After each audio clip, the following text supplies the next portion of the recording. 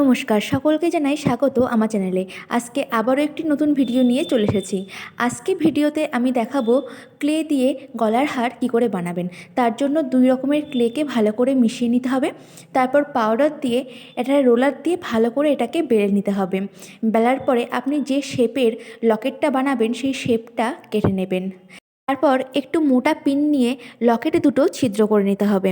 এবার লকেটের ধারটায় একটা ডিজাইন বানাচ্ছি। তার জন্য ক্লেটাকে খুব সরু করে এরকম চেন করে নেবেন। নিয়ে তারপর ধারে ধারে বসিয়ে ঠিক মাপ মতো কেটে নিতে হবে।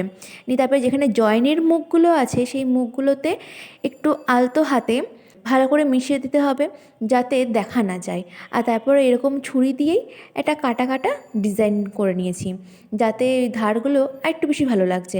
আর তারপরে এই যে এরকম একটা পেন্সিল বা কোনো মোটা তুলির যে পেছন দিকটা রাউন্ড হবে এরকম কোনো পেন্সিল দিয়ে এখানে একটু চাপ দিয়ে দিয়ে একটা রাউন্ড রাউন্ড শেপ দিতে হবে, তাতে কিন্তু আরও ভালো লাগে দেখতে।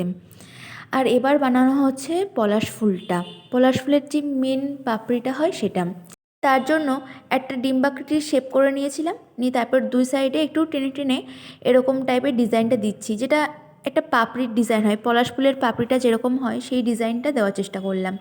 করে তারপরে উপরটায় একদম অরিজিনাল ফুলের যেরকম দেখতে লাগে সেই লুকটা নিয়ে আসার জন্য ছুরি দিয়ে আলতো আলতো করে সরু সরু লাইন টানতে হবে। এই যে যেরকম সুন্দর লাগছে দেখতে, এটার ওপর যখন কালারটা করা হবে না তখন কিন্তু একদম অরিজিনাল ফুলটা যেরকম লাগে ঠিক সেরকমটাই লাগবে। এবার এই পাপড়িটা এখানে বসিয়ে দিচ্ছি। এই পিছন দিকটাতে একটা তুলি দিয়ে হালকা একটু চাপ দিলে এটা বসে যাবে, শুকিয়ে গেলে তখন টাইট হয়ে যায়। এবার সেকেন্ড পাপড়িটা বানানো হবে।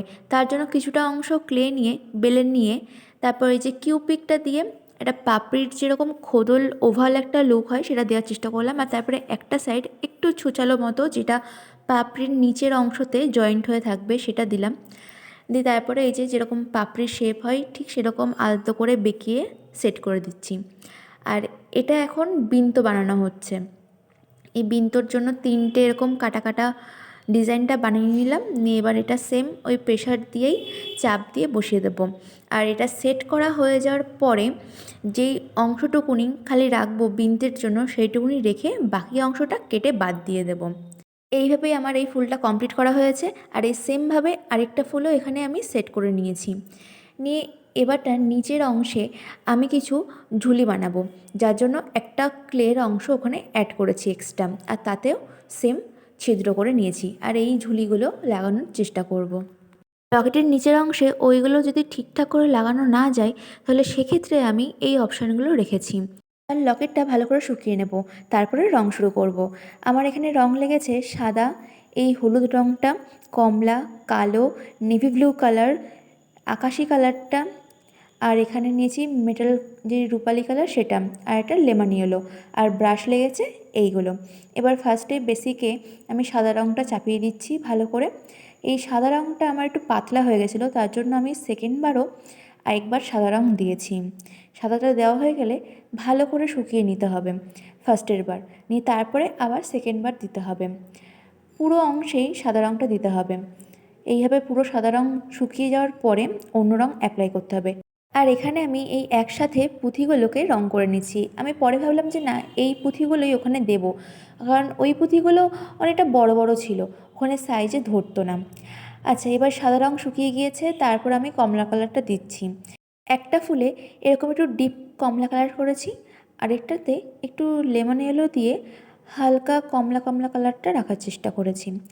ওটাতে হলুদ রং শুকিয়ে যাওয়ার পরে কমলাটা দেব, আর এই কমলাটাতে একটু হলুদ রং দিলাম। আর এটা হচ্ছে ফাইনাল ফুলের কালারটা। এরপরে নীল রংটা দিয়ে দেব। নীল রংটা ওরকম দুবার করে ভালো করে চাপিয়ে দেব। আর ধারের লাইনটাতে সোনালি কালার করেছি।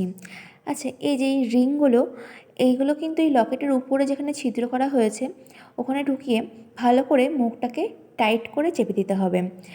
এখান দিয়েই আমি হাড়ের যেই সুতোগুলো হয় এই সুতোগুলো পরাবো। আর তার আগে নিচে যে ছিদ্রগুলো রেখেছি সেখানেই ঝুলিগুলো বানিয়ে নিচ্ছি। এই সুতোর মধ্যে দুটো করে পুঁথি দিয়েছি, আর নিচে ভালো করে গিরো দিয়ে দিয়েছি যাতে পুঁথিগুলো বেরিয়ে না আসে। গিরোগুলো দেওয়া হয়ে যাওয়ার পরে এখানে এক্সট্রা সুতোটা কেটে বাদ দিয়ে দিচ্ছি। দিয়ে তারপরে এই সাইডে যতটা পরিমাণ আমার সুতো লাগবে ততটা কেটে এই লকেটের ছিদ্রর মধ্যে দিয়ে ঢুকিয়ে ভালো করে পেঁচিয়ে উল্টো দিকে আমাকে গিঁট দিয়ে দিতে হবে, যাতে ওটা পেছন দিক দিয়ে আবার বেরিয়ে না আসে। আর লকেটের উপরের যেই রিং দুটো আছে ওই রিং দুটোতে কালো রঙের সুতোটা পরিয়ে দিয়েছি, আর তার সাথে অ্যাডজাস্ট করার জন্য একটা বড় পুঁথিও বসিয়ে দিয়েছি, আর একদম লাস্ট প্রান্তে একটা বড় গিঁট দিয়েছি যাতে পুঁথিটা বেরিয়ে না যায়। এইভাবেই কিন্তু আমার সম্পূর্ণ হারটা কমপ্লিট হয়ে গিয়েছে। তাহলে হারটা কীরকম লাগছে দেখতে কমেন্ট বক্সে জানাবেন। ভিডিওটা ভালো লাগলে লাইক করবেন। ধন্যবাদ।